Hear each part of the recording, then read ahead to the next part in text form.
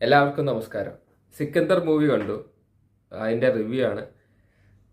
നല്ല കാട്ടവരാതി പടം, അതേ പറയാനുള്ളൂ.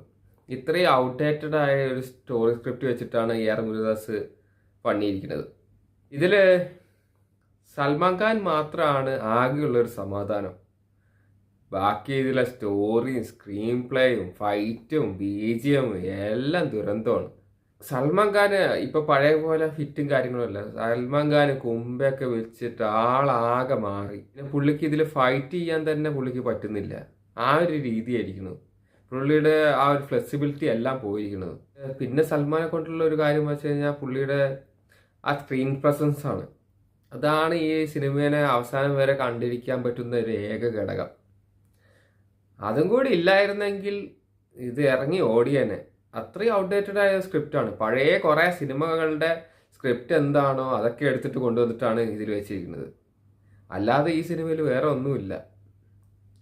പിന്നെ ഇതിൽ വേറെ ഒന്നുണ്ട് കേട്ടോ. നമ്മുടെ ഓവർ ആക്ടിങ് ക്യൂന് രശ്മിക മന്ദാന, അതിൻ്റെ കുറേ വെറുപ്പിക്കലുണ്ട്. പിന്നെ കുറച്ച് കഴിഞ്ഞാൽ സമാധാനമാണ്.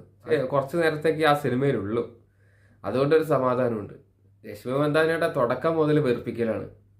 എന്ത് ജാതി വെറുപ്പിക്കലാണ്. ഒരു ലോജിക്കും ഇല്ല, ഒന്നുമില്ല. ഒന്നാമത് ഇങ്ങനത്തെ പടങ്ങളിൽ ലോജിക്ക് വരാറില്ല. എന്നാൽ കൂടി എന്തെങ്കിലുമൊക്കെ വേണ്ടേ? ഇതിലൊന്നുമില്ല, ഒരു വകയ്ക്കുള്ള സംഭവമില്ല.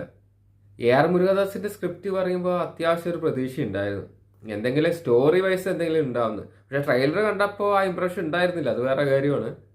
AR മുരുകദാസിന്റെ ഈ മദ്രാസി പടം എങ്ങനെയാണെന്ന് അറിയില്ല. ശിവകാർത്തികന്റെ മദ്രാസി സിനിമ അതെന്താ അവസ്ഥ എന്നൊരു പിടുത്തമില്ല.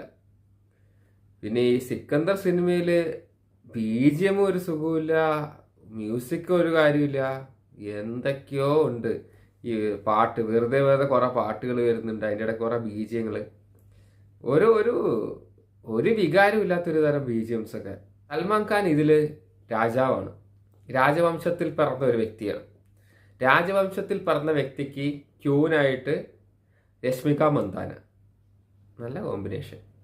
ഈ പടം കണ്ടു കഴിഞ്ഞാൽ മുമ്പെപ്പോഴോ AR മുരുകദാസ് ചെയ്തു വെച്ച സാധനം ഇപ്പം ഇറക്കിയ പോലെയാണ്. അങ്ങനെയാണ് ഈ സിനിമ. ആ ഒരു അവസ്ഥ ഈ പടം. അത്രയും ഔട്ട്ഡേറ്റഡ് ആയ സ്റ്റോറി. പണ്ട് നമ്മൾ കണ്ട സിനിമയിലെ എല്ലാ കഥകളും ഇതിലുണ്ട്. ഫസ്റ്റ് ഒരു ഷോട്ട് ഉണ്ട്, ഈ ഒരു പോലീസുകാർ ഈ രാജകൊട്ടാരത്തിലേക്ക് വരുന്ന ഒരു ഷോട്ട്. എനിക്ക് അതിൽ സിംഗം സിനിമ ഓർമ്മ വന്നു, കാല സിനിമ ഓർമ്മ വരുന്നു, ഏതൊക്കെയോ പടങ്ങളുടെയൊക്കെ കോപ്പി. അങ്ങനത്തെ ഒരു സിനിമ. പിന്നെ ഒരു ഭാഗ്യമുണ്ട് കേട്ടോ, പുഷ്പ 2-ലുള്ളതുപോലെ അത്രയും കുൽസിത പ്രവൃത്തിയൊന്നും ഇതിലില്ല. അതുകൊണ്ടൊരു ഭാഗ്യം. പിന്നെ ഈ സിനിമയിൽ കാജൽ അഗർവാൾ ഉണ്ട്. എനിക്കൊരു കുറേ നാൾക്ക് ശേഷമാണ് പുള്ളിക്കാരി അഭിനയിക്കുന്നത്. പുള്ളിക്കാരി അത്യാവശ്യം തെറ്റില്ലാത്ത രീതിയിലൊക്കെ അഭിനയിച്ചിട്ടുണ്ട്. കുഴപ്പമില്ലാതെ തോന്നി. വലിയ ക്യാരക്ടറൊന്നുമില്ല, ചെറിയൊരു ക്യാരക്ടർ, അതിൽ കുഴപ്പമില്ലാതെ അഭിനയിച്ചിട്ടുണ്ട്. പിന്നെ ഈ കഥയുടെ ഒരു പ്രശ്നമാണ്, ഒരുമാതിരി വളിച്ച പടമാണ്. ഇങ്ങനത്തെ സിനിമകൾ താല്പര്യമുള്ളവർക്ക് പോയി കാണാം.